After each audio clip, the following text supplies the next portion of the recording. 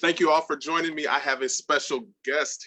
He is a global entrepreneur, author, public speaker, venture capitalist, and an overall rock star. Please help me welcome all the way from South Africa, my brother Vusi Thembekwayo. How you doing, Vusi? Hey, my brother, how you doing? Doing very well. I'm so glad you could join us. Listen, we want to cover as much as we can, but you have a lot that you can share, and we want to get on to the topic of global entrepreneurship and different business practices for this current climate. But before we get into that, I have to ask you about this whole pandemic. First of all, how has it affected you guys there in South Africa? Ooh, it's been a nightmare, man. In fact, I have been on a whirlwind of media because I posted a video where I was quite upset about something, and the video kind of went viral. It's been really, really difficult. We're seeing record levels of unemployment, highest levels of unemployment in South Africa of our recent history. We're seeing our currency come under immense pressure. We're seeing credit markets come under immense pressure. We're seeing capital markets come under huge, huge pressure. We're seeing massive amounts of layoffs and retrenchments. It's been an absolute nightmare. You have to remember that coming into this period, South Africa already was in a recession. So we were in a recession at the end of last year. We'd had 2 years of a recession in the real economy. And we saw a recession again, or a contraction in our economy in the first quarter of this year. So by the time they announced that we were going into lockdown in March of this year, we'd already been, many businesses were on their knees, many households were already on their knees. And this has just accelerated what's been the worst economic circumstance for South Africa, I think, in the economic life of many of us, myself included. Wow, wow. What are the officials, the government officials, what are they saying to the citizens during this time? I mean, a bit of this and a bit of that. I think that some of the people in public service are really doing the best they can. I can imagine they're not sleeping at night. They're pulling in the hours. They're doing the best they can. But as other things with public service, there are also people in the state who are quite lethargic, and I think aren't understanding of how important this moment is in the lives of people. I think there are some people in government who are disconnected from the realities of the average citizen, who don't understand that there are people who are, so we didn't have a furlough program. In the UK, they had a furlough program. Everybody who was working got up to 80% of their salaries paid by the state. We didn't have that here. We didn't have that at all. So businesses have had to kind of support themselves, and the state made available an unemployment insurance fund program. But there's been delays with that too for people to get paid. I know because some of my own people have been affected by that. So, I think what this has done is it's really shown the fault line of where the state does deliver and where the state does not deliver for many citizens. And it's accelerated the level of frustration that many citizens were feeling.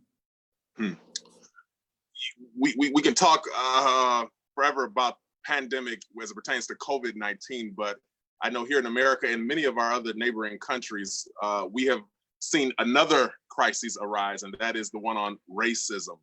Tell me, do you experience or have you experienced any racism in South Africa? Does that exist at all? Yeah, I mean, you have to remember that the history of South Africa is laden with racism, and inequality, structural inequality built into the system along the lines of race. It's laden with it. And so, as a mechanism to distort that and to try and correct some of those distortions in the system, we have legislations which themselves are race-based, in my view, necessarily so.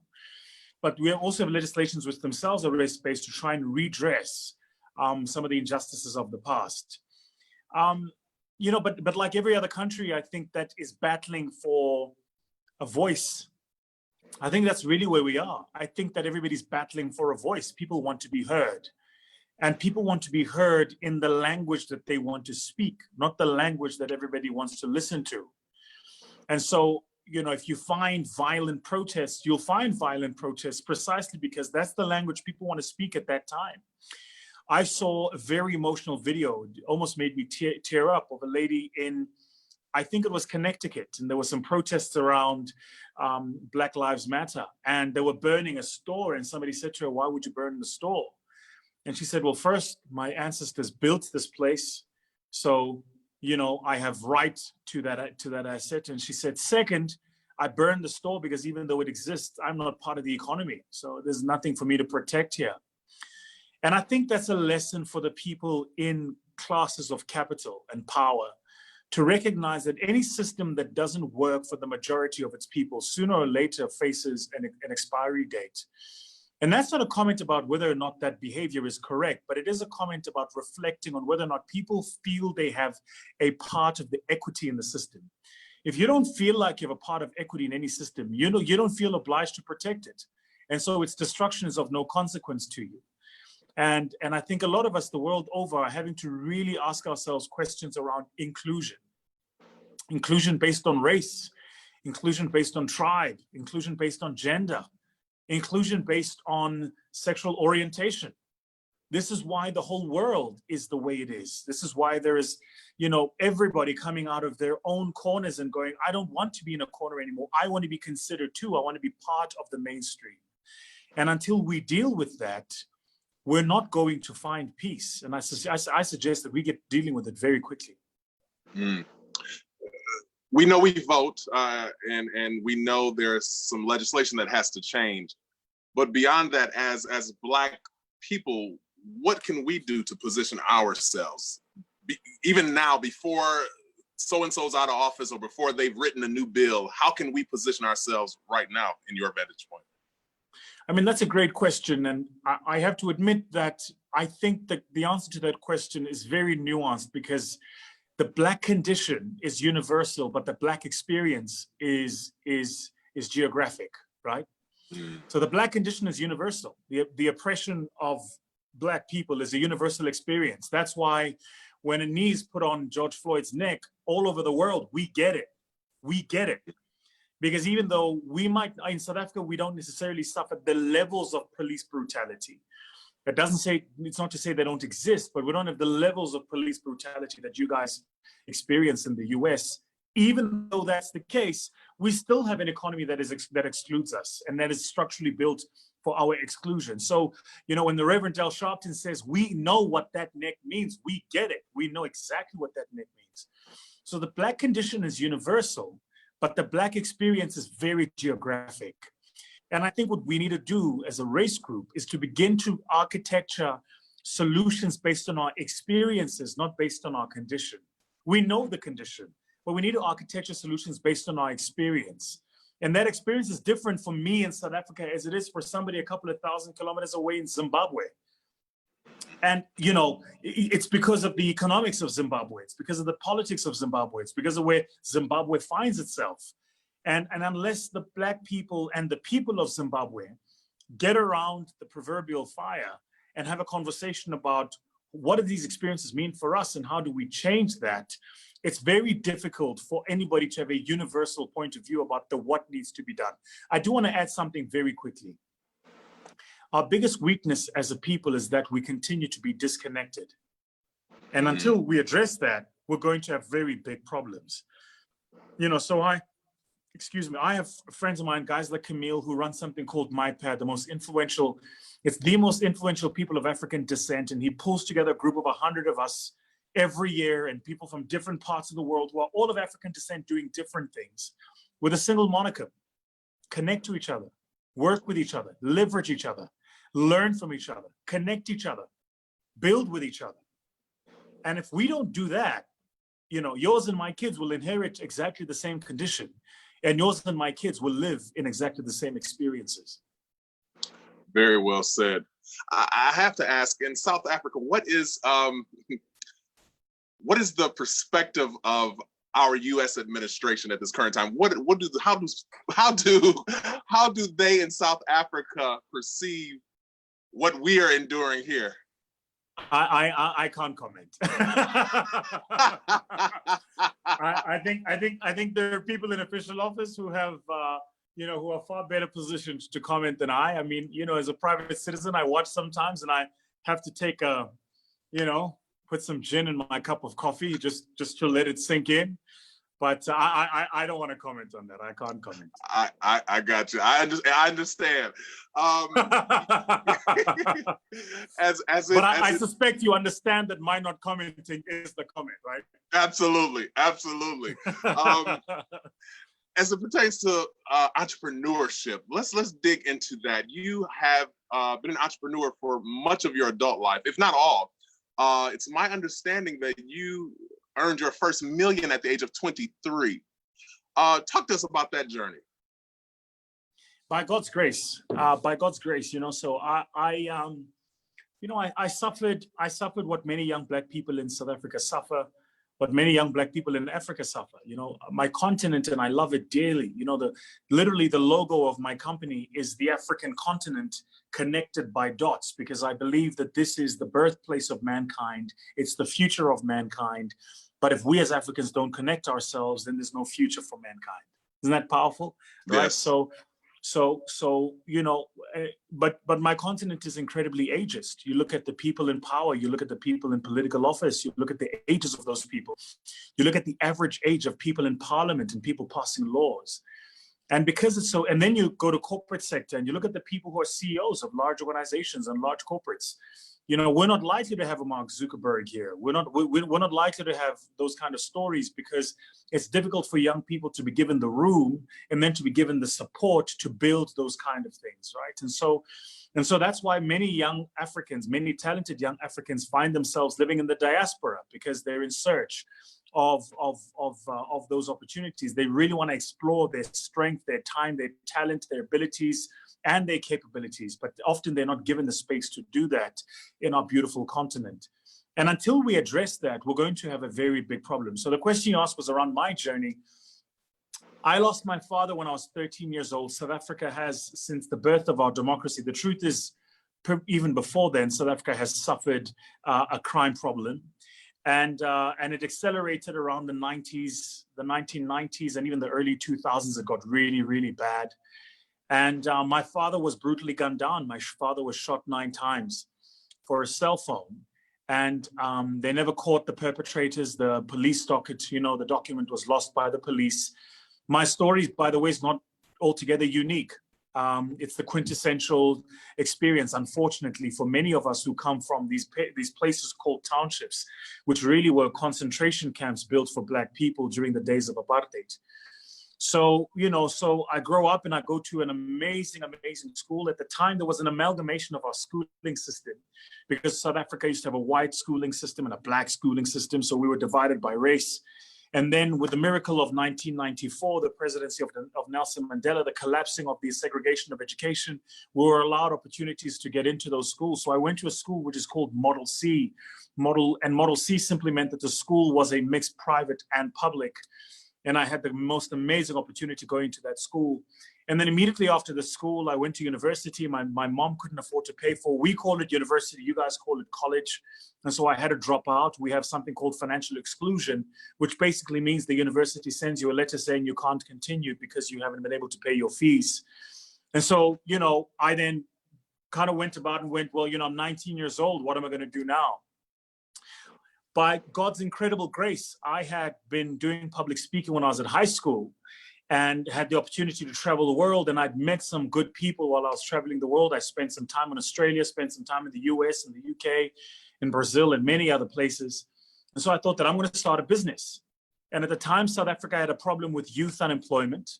And my business was finding young unemployed South Africans jobs in the rest of the world. That's what I did, and that's how I made my first million. The business called GPSA, Global Professionals South Africa. And I learned an awful lot in that time. I learned an awful lot about myself. I learned an awful lot about my people. I learned an awful lot about the environment that I live in and how to be empathetic and conscious of people's circumstances.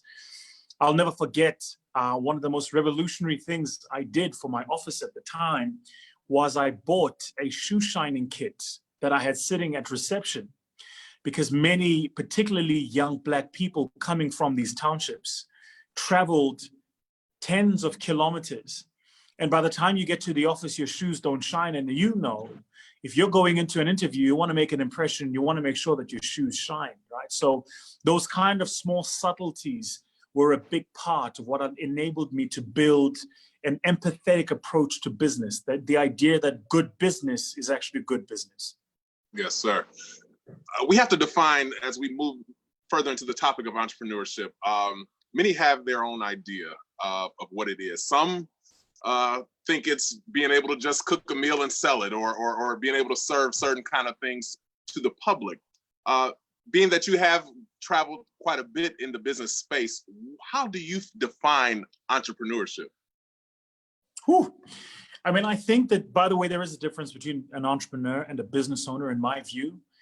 You know, I think business owners sell products, entrepreneurs solve problems.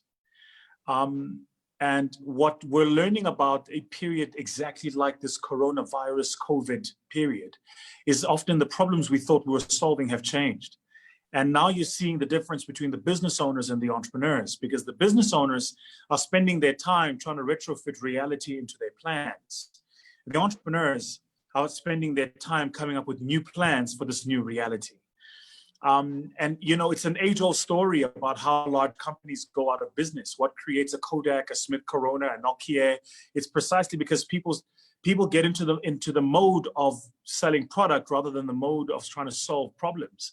And if you base your business and your ideology around solving a problem, then the business you're in will change, but you'll always be in a business. So good, so good. Speaking of solving a problem, in this climate, we have a lot of current business owners that are trying to keep their head above water. And then we have a whole other group that are jumping out and leaping into the deep to now embrace their entrepreneurial ventures. You give several keys in a recent article as pertains to how to navigate this space as a business owner. And one of the things you say is to conserve cash. Explain that and give us your reasoning behind that. So I think the single most important thing for any person in this thing called a business right now is cash float, not cash flow. Those two things are different. Cash flow is the financial modeling around the inflows and outflows of cash in your business. Cash float is the amount of money in your bank account, right? So what I'm arguing with many entrepreneurs for right now is conserve cash. And that means bulk up your cash float. So if there's something you don't have to spend on right now, if there is a campaign you don't have to spend on right now, if there are costs, I've just gone on an incredibly aggressive cost cutting program. Ridiculous. It's the single most aggressive thing I've ever done in my journey as a businessman, as an entrepreneur. But I've had to do it because it's about conserving cash. And you have to conserve cash because I want to put it to you this way. When the Titanic hits the iceberg, you and I have one of three options. You can either go to the top at the deck where the captain is and stand there with him as it sinks, which is, you know, it'll be very heroic, but then you're dead. Or you can go to the hull where the hole is and you can try and plug the hole, and there won't be enough buckets for that. Or you can get on a lifeboat and look for a different measure and look for some salvation. And I think this is a lifeboat scenario for many business people and many entrepreneurs. This is why you're seeing entrepreneurs downsizing, scaling down, cutting costs, because we're realizing that we've spent time building these incredible Titanics. We're headed down a very particular path, this thing we call a strategy. And we came up with a strategy and we were selling a product. We were going one direction. We hit this iceberg called coronavirus. And now it's about how many lifeboats do I have? What are the essentials that I need? And that's what I'm going to do. On conserving cash, that leads me to another point you made in that article, and that is credit now, not later. So are you suggesting that we conserve our personal cash and use the bank's money? Oh, yeah. Okay. Oh, yeah, that's exactly what I'm saying. You know, banks are funny creatures, right? Because banks give you the most amount of credit when you least need it. It's an interesting thing, but you're most credit worthy when you're the least credit risk. So, you know, it's ironic, but actually the less credit you need is the most important word, not want. The less credit you need, the less credit the bank will give you, because at that instance, you are a lower credit risk. You don't need the credit. Your cash flow and you're asset heavy, right? And so one of the things I've done, and I'm you know, advise entrepreneurs to do it, is right now while you've got a great credit score and you can access credit, access it now. Don't wait until your financial situation deteriorates so much that by the time you go to the bank, you're on the back foot. Access that facility now, have it available now, so that you can tap into that facility if the situation deteriorates even further. Now I have to ask, for some that may be concerned, who have maybe stepped out and gotten credit before, and the business plan hadn't worked like they thought, and now they are in debt due to this move of faith, if you will. How would you advise those individuals that are concerned about accruing debt, but they're not sure about the income from whatever it is that they're building? I mean, I think that's the quintessential challenge, right? Because debt is a fixed cash flow commitment. You and I take out a debt and the bank says you're going to pay X amount of money every month. And so if you have a fixed cash flow commitment, it's usually better to have a fixed inflow commitment, right? You want inflow, and you want the inflows larger than the outflows. That's the way you want to do it. I think that if you are concerned, so again, we just got to get back to the basics here. So the first thing is, if you're concerned, ask yourself, what are the things you need, not the things you want, and get those things right. And the second thing you want to do is to then say to yourself, now that I have the things that I need, and I've been able to unlock some of this credit, when do I need to use the credit? I just want to make the point clear. Having the facility doesn't mean using that facility. And I think this is where people misunderstand the comment about credit. So I have a particular facility, but there's some that I haven't tapped into yet, and I will not tap into them until I need them. But the reason they're there is because when I need them, I don't want to go to the bank and apply and have my credit worthiness assessed at that time. I want to have my credit worthiness assessed when I'm at my strongest, not at the time when I'm at my potential weakest, right? It's a bit like, you want to ask the lady out when you're high flying. You don't want to ask the lady out, when you're at your weak. You just ask her out now and let her say yes, and then say, you're not going to go on a date in 6 months' time. That's kind of, I use that as a quip example, but I think that's the point, is you just have to think about readying yourself for the worst case scenario. I think many of us have to realize that we are in uncharted territories. These are very uncharted waters. And so a lot of what we have learned just doesn't apply anymore, which means we need to ask ourselves, what do we know that we need to forget, and what don't we know that we need to learn? I've got to ask a question, because you have a global mindset as pertains to business. Here in the States, you go to any convenience store and just about every product you see has on the back "Made in China." And there is no secret that China is a superpower when it comes to economics, making many of the products that definitely we here in the States purchase and exchange. How did this happen? From your vantage point, how did China become? What strategic steps did they do from your vantage point that positioned them in this place? There's a few things about China which people don't understand. So what we are seeing is not the rise of China, it's the re-rise of China. Many people forget that the United States was birthed in 1776, was the Gettysburg Address. So, and China is a couple of thousand years old. The Great Wall of China alone is 5,000 years old.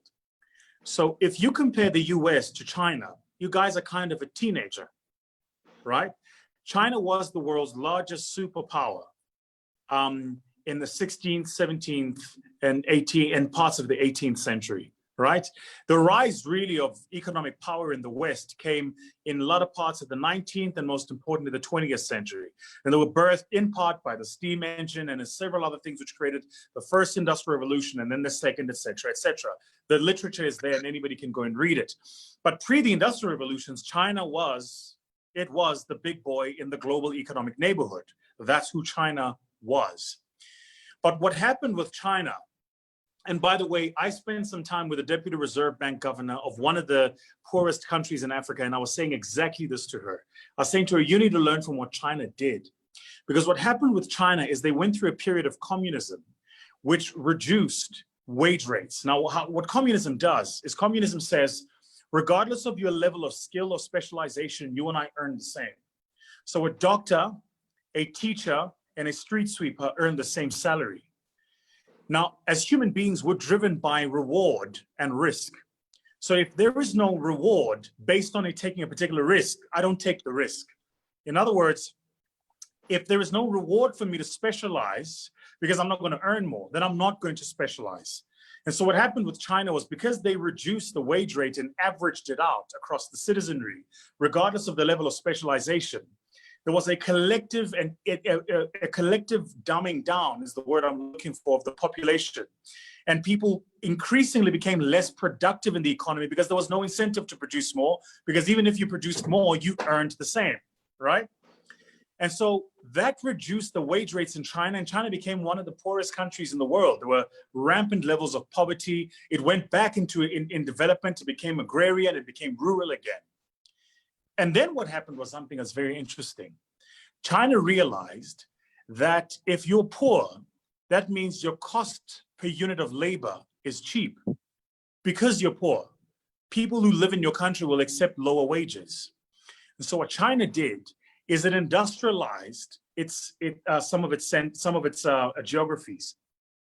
And around that industrialization, it began to employ Chinese citizens on low wages. And firms, capitalists by nature, look for the lowest input cost. So if there's a part of the world that you can outsource your production to because they can do it for cheaper, you will. And that's why you saw many firms around the world, many great US firms, begin to ship their production from the US to China because they could get it done for cheaper. All China did was she took advantage of her disadvantage. She recognized that she was poor, that she could earn lower wages, and then as a consequence of that, she attracted global. It's happening now with Vietnam. It's kind of really the same thing. It's the attraction of global production because the cost of production in those centers is so low. That's what China has done. But that was the first step. The second thing China did was she then went, well, now that we've got the global production here, we now need to get global development to happen here. So then they started learning the things that the rest of the world was making, not just making them, but learning how to make them. And then they started producing their own carbon copies of those very same things, right? Which is why there were people talking about fake goods coming from China looking like real goods. That's exactly where it come from. They were producing carbon copies, proving that they can do the same thing, but cheaper. And now what we're seeing is sometimes they're doing even better than many developed countries, and they're doing it cheaper. What they did was very deliberate. It was a state-sanctioned program, and they had a low cost of input, and they made sure that they leapfrogged the rest of the world. You said something so poignant there. You said they took advantage of their disadvantage. Yeah. I'm wondering what can we pull out of this lesson when you think about China? How can we learn from their footprints in the earth? So I think, probably the single most important the most important lesson is to acknowledge your weaknesses, right? Yeah. Because you can't address what you don't accept. So you have to acknowledge your weaknesses. And once you've acknowledged your weaknesses, you then understand what are the complementary set of skills that you need to make up for those weaknesses, right? I'll tell you about myself. I'm a phenomenal visionary, great strategist. I'm great at exciting people and bringing them towards a vision. I hate administration. I hate administration with a passion. If I see a piece of paper on my table, I get a headache, right? Don't send me a 200-page report on something. My brain starts buzzing, right? So what I've learned is I've surrounded myself with people who will read a 300-page report, word for word, and who will give me the detail, the nuance that I need. Now, it doesn't mean I can't. I can, of course I can. I spent, a decade of my life in corporate finance. I'm very good at reading those things. I just don't like doing it. So the first thing to do is to acknowledge your weaknesses. The second thing to do is to surround yourself with the skills that make up for those weaknesses. The third thing to do is probably the one that people spend the least amount of time on. Play to and amplify your strengths. If you don't play to and amplify your strengths, you're never going to win. And so a lot of us spend so much time trying to make up for our weaknesses, we don't realize where we're strong. It's a bit like going to school and taking 6 subjects. You get 6 A's and you get 1 D and you start worrying about improving the D to a C and you ignore the A's that you got. What you got to do is you got to figure out, how do I make these A's A pluses, right? Yeah. Forget the D. And so that's kind of what the mindset, if you're great, and that's why you'll find typically great businesses have co-founders, and typically great entrepreneurs have a strong support system. That support system is nothing more than a makeup of people who are great.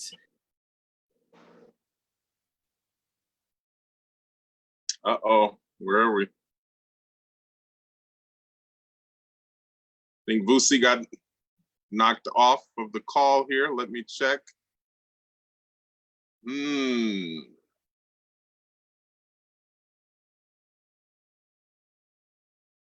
Not sure what's going on here. Yep, he's back on. Let's get him back in. He's coming from South Africa, so I'm thinking his connection might be a little weak.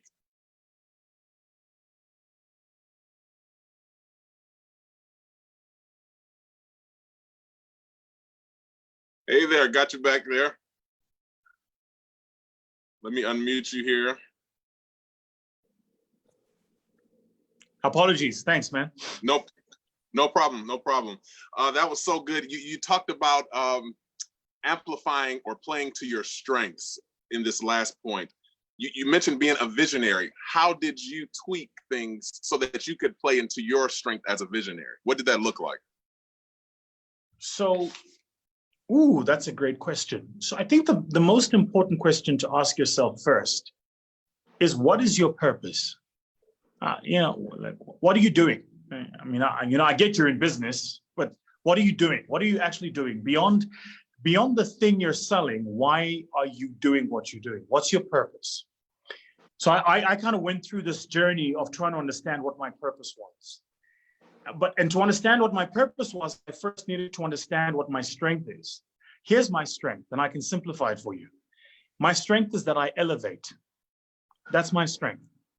What that means is, if I walk into a room and the level of thinking is here, by the time I leave, it's here. If I have a conversation with someone and their level of aspiration is here, by the time we stop, it's here, right? So that's my strength. My strength is that I elevate.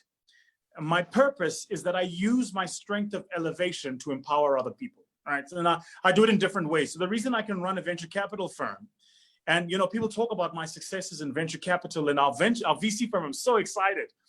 Our VC firm just won the best impact investment firm in Africa, right? Which is a huge thing, right? Thank you. So, but people talk a lot about our VC firm and not really about what my private equity firm does. Because in the VC firm is actually where my soul is expressed. Like that's where I'm uplifting people. I'm working with founders and entrepreneurs who are at the early stages of their businesses trying to build, right? So again, understand purpose. And then the second thing is to then ask yourself, so how do I play to win? So what is my purpose? Second question, how do I play to win, right? And that how is a very important question, right? Third question is, where am I going? What's the destination? And then the fourth question is, who's going to help me get there? Most people forget that fourth question. There's no such thing as a self-made anything. Everybody tapped into someone. You tap into a network, a resource, a sponsor, a coach, a mentor, a map, a mirror. I got to tell you, I have an incredible support network there is not a continent in the world I couldn't land in where if I didn't have food and if I didn't have money in my pocket, I would have food in my stomach and I would have a place to sleep that night.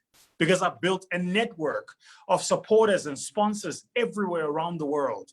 And you build that network by letting people know what you need, but also letting people know what you can give. And it's a funny thing, when people know what you need, they'll provide it for you. They'll make it available for you, especially if they have it. A lot of us own our vulnerabilities and we keep them inside and we don't share them. Now, I'm not saying share them with everybody. There are people who'll exploit them. But you've got to have a way of sifting people and making sure that you're surrounding yourself with people who want you to win. And here's a final trick for the people watching, right? Winners want winners around them. So the trick to finding a strategy to win and the trick to winning is to find winners. Just Go to the people who are winners. And usually you'll find that they're open, they're accepting, they're giving of their ideas and their thoughts and their networks because they want you to win, because that's what they're doing. They literally are winning every single day. The short-term deterministic kind of zero-sum game players are usually the people who are not winners because they are zero-sum game-based. It's either me or you, whereas winners tend to go, it's me and you, and if we work together, we'll amplify what we're doing. In a recent article of the do's and don'ts of entrepreneurship, you speak kind of to this, and that was don't nurse the do-it-yourself mentality. We understand why that is necessary because you need a team. You just mentioned that. But for those individuals who need a team, but they can't necessarily afford to pay one, how do they find good help to support the vision until they get to that place? Oh, yeah, that's a great question. I mean, woo! That's a fantastic question. I got to tell you, I think that's probably the most important question to ask entrepreneurs, which is, how do you get help that you can't afford to pay for? We're busy raising our third fund, and I've got guys working on the financial modeling for the fund. I'm not paying them a cent because I can't afford to. We're raising the fund. So, once the fund is raised, we can have a conversation. But they've got to do the private placement memorandum, which is a deeply technical legal document. They've got to do the fund modeling and the business plan, and they're doing all of it for free. How did I get that done? Two things. First, my name comes with equity and trust. So when I say to people we're doing something, they know it's going to happen, right? Second, and most important, they were excited by the vision of what we're doing. See, vision excites people, not numbers. So if you want people to help you, don't go to them and tell them, hey, I've got a business that's going to be worth $1 billion in 5 years. You go to them and say, I've got a business that's going to help 1 billion people in 5 years. That's what you do. In the most iconic speech of the 20th century, Martin Luther King said, I have a dream. He didn't say he had a spreadsheet with a standard set of operating processes and a financial model. He said, I have a dream. So if you really want to rally people and pull them around you, all you need to do is have a strong vision, right? Barack Obama, when they say we cannot do it, we will answer with that question. We will answer with that monicum that's been the mark of man and hope for all time. Yes, we can. If you give people a dream, an idea, a vision of what can be done, everything else, people will marshal around a great vision, because to have a great vision, you've got to be a great leader. The details kind of take care of themselves.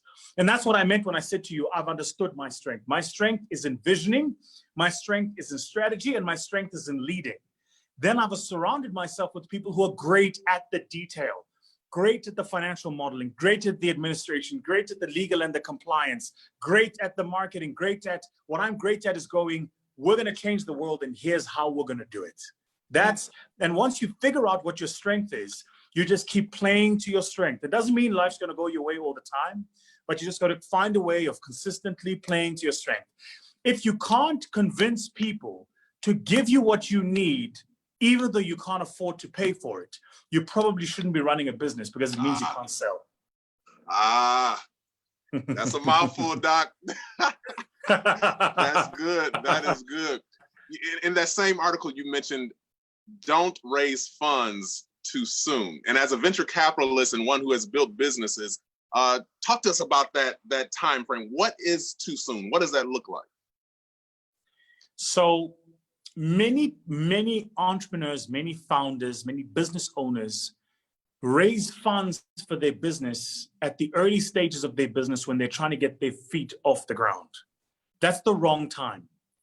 You want to raise funds for your business once you've got your feet off the ground. What that means is once you've got, they call it in tech, an MVP, a minimum viable product, or what the rest of us in the real world call traction. So I have this idea that I want to sell this lip balm, right? Mm-hmm. But to sell the lip balm, I've got to manufacture it, right? Or to sell the lip balm, I've got to import it from China. You and I already had a conversation about how cheap it is to bring stuff in from China. So if I go to Vusi and I say, dude, I'm trying to bring in 1 million units of these lip balm, please fund me. That's not going to work. But if I go and find 10 shopkeepers, retailers, and I convince each of them to buy 100 units on consignment, right? And then I go to the supplier of the lip balm and I convince him to make available to me 10,000 of these units on consignment. That means I can get my business going without spending a cent. So he's going to give me 10,000 of these. Lip balm doesn't expire. So he's technically taking no risk. I'm going to take them and I'm going to give them to these 10 shopkeepers. They're going to start selling them. Once they pay me, I pay him. And I'll do that process a couple of times over. So by the time I go to a Vusi and say, fund me, when Vusi says, what's your financial model? I can show him how my business has performed. I can show him my customers. I can show him the feedback. I can show him my pricing. I can show him my margins. I can show him my value chain. I can show him all of those things. And then he can have a conversation with me based on the value of a business he's looking at rather than the value of the idea. The difficulty with trying to value ideas is that the person who has the idea always thinks it's worth more than it is. The person hearing the idea always thinks it's worth less than it is. And so it's hard for them to find a middle ground. Whereas once you've activated that idea a little bit, then you've got traction and it's a lot easier for things to move. So good. In that same article, one of the do's that you say, and it was interesting to me, is you said, do fire your mentor. I know for me and many like you and I, we value our mentors. Why are we to fire them when we jump into this entrepreneur? And what does that mean? Well, you know, mentors are like, a mentor is like a torch of light in the darkest of night, right? They, in part, their role is to light the path for you that you can't see yourself. That's why you go to the mentor, because you're in the darkness. You don't know what you're looking at. So when you change careers, or even what was the case for me, when I changed tiers, in other words, my business was at one particular tier for a long time. And many entrepreneurs go through this, where you get your business going and you're excited for the first 365 days, and then life happens, reality hits. And there's like a 4 to 5 year period of hell. The guys watching this know exactly what I'm talking about. The first year is excitement, it's passion, it's energy. And the next 3 to 4 years after that are hell, because the market changes, your team changes, people betray you, the market starts lying about you, your competitors start gossiping about you, your customers start doubting you. You start dealing with all these other external factors that weren't in the business plan. You didn't think you're going to have to deal with this stuff. And in that time, what happens is you get locked in on a particular size of business. Go and look at the revenue lines for Amazon, first 6 years, and you see flat. Facebook, flat. Even Intel, Apple, it's exactly how it should be. They're flat because in that period of time, they're going through that process of hell, of trying to figure out what works and what doesn't, who stays and who doesn't. What do we keep and what do we let go? Then what happens after that is like a ray of sunshine in the morning. The skies open up. Now you've been through the hell. You yourself are wiser, you're more mature, you've learned about yourself, because the most difficult thing about going through a period of difficulty is dealing with you. Conversation we never have. The conversations we have to have with ourselves. What do you say to yourself in the middle of the night when you don't think you're going to make salaries month end? What do you say to yourself in the middle of the night when you can see your competitors beating you in the marketplace every day? How do you keep yourself going? Because a lot of us come into this and we have our own deeply held beliefs, right? And some of those beliefs are limiting. I'm not good enough. I'm not worthy. Why me? And so in that period of hell, the world gives you all the evidence to suggest that those deeply limiting beliefs are correct. So once you go through that, you prove to yourself that they're not correct. They're beliefs you learned at a point in time, and now you're unlearning them. Then what happens is you get into the growth phase of your business, right? That's literally why my firm is called My Growth Fund, because we work with entrepreneurs at the growth phase of their business. Then what happens is you get into the growth phase of your business. Now, the mentor who was in your life when you were going through the period of hell generally is not a great mentor when you're going through the period of growth.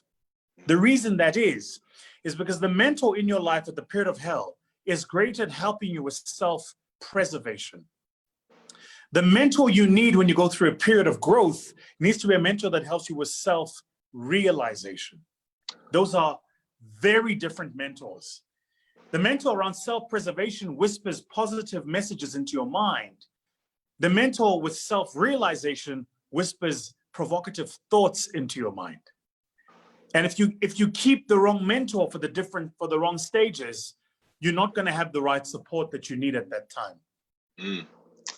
So good, so good. It's no secret, anybody that's watching that is in business or entrepreneurship, that it requires a lot of sacrifice. I'm curious, you've been in this business and in this game of business for many years. What did that sacrifice look for you like in the beginning, and how does it look now, being that you've grown?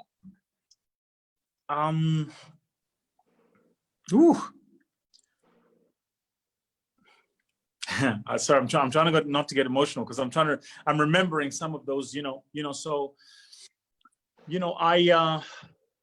I took deep financial sacrifices. There was a point in time when I had very little to go on. And I remember I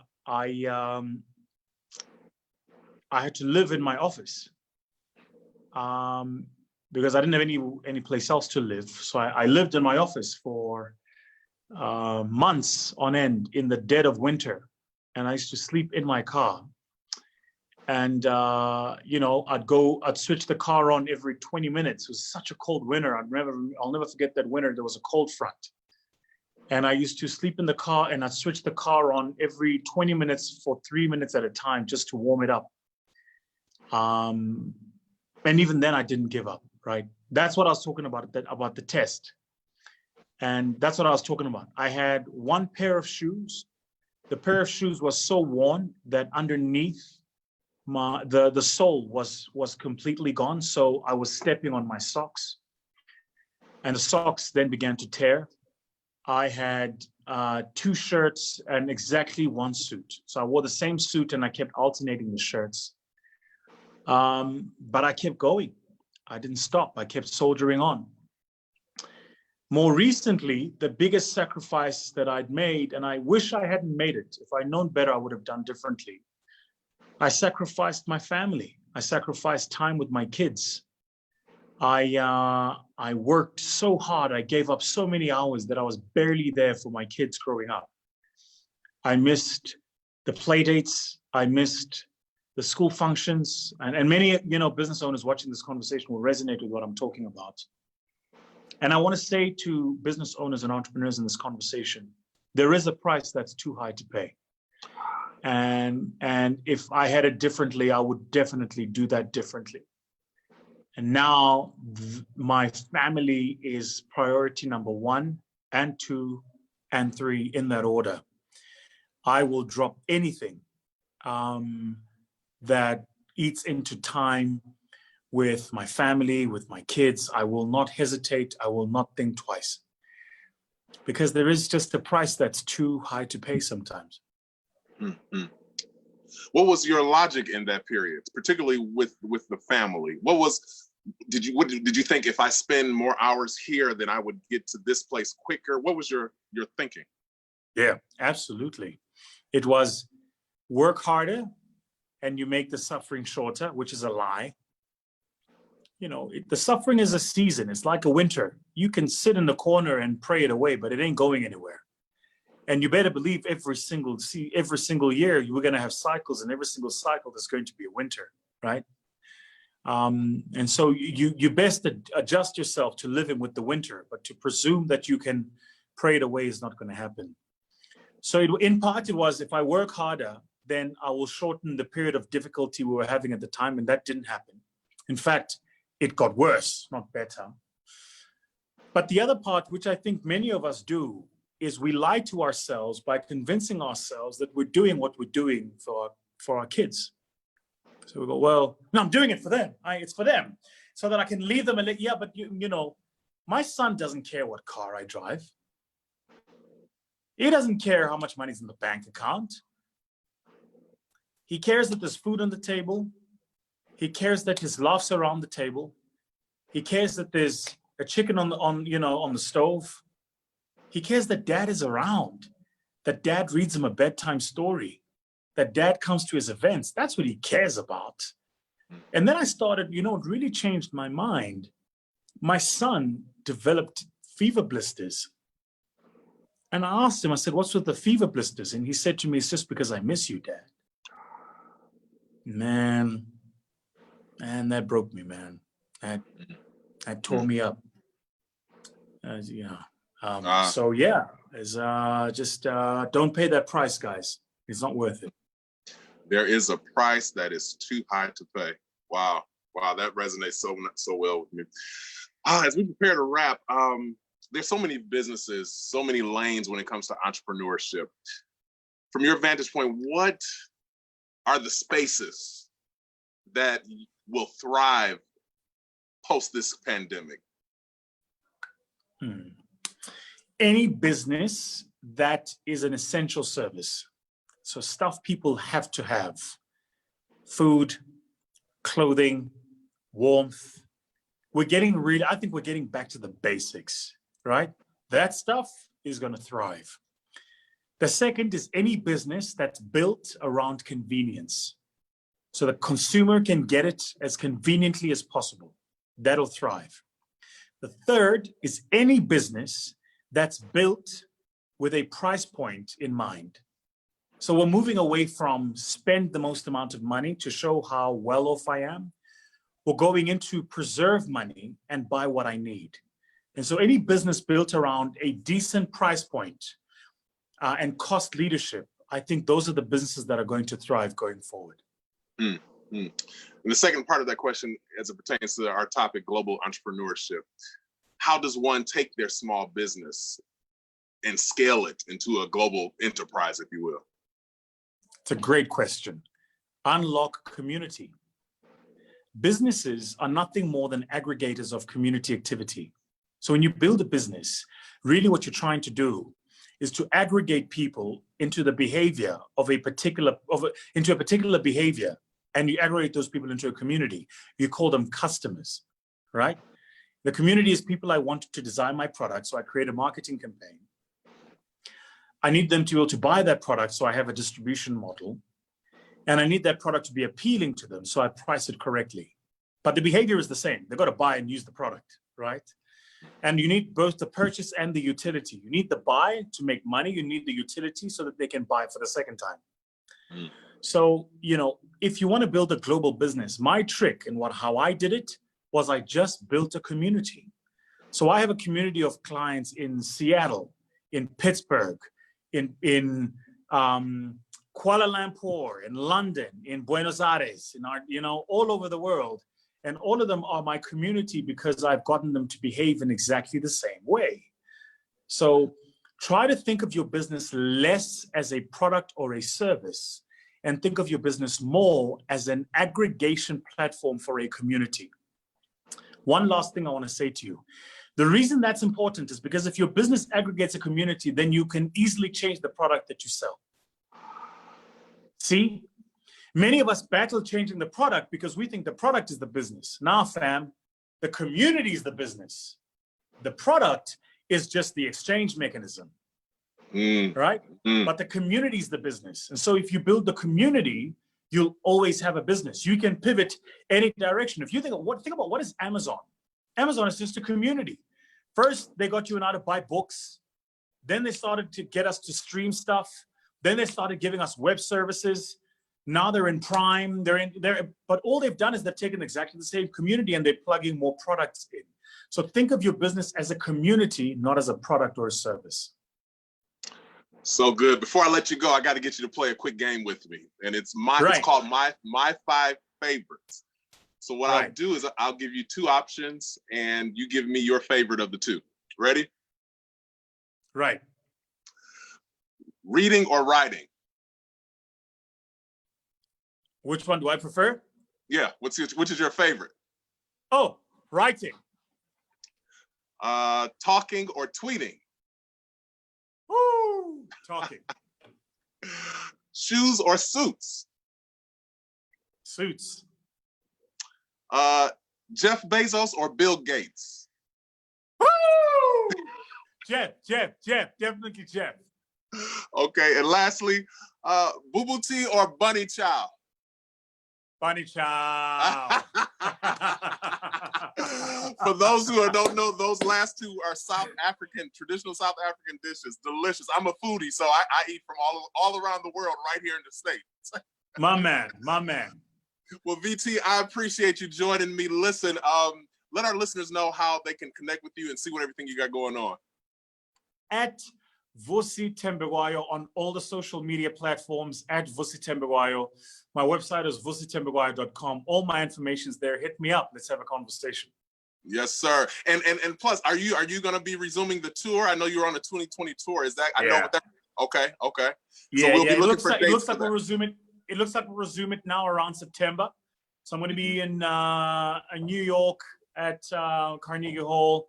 And then I'm going to be Pittsburgh, and then we're thinking about adding Los Angeles and Miami there as well. So we'll see how it goes. I'm moving to the U.S., right? So it looks like I might settle in the U.S. around the beginning of next year. It's supposed to have happened this year already, but by God's grace, it's happening. Thank God. Yes. Well, when you move, pack that sweater up and bring it to me, because that I need that. I'm looking at it. I'm like, that's fly. Bring that with you. All right, brother. Well, Vusi, I appreciate you. My best to you and the family. Good man. Thank you for your time. Take care.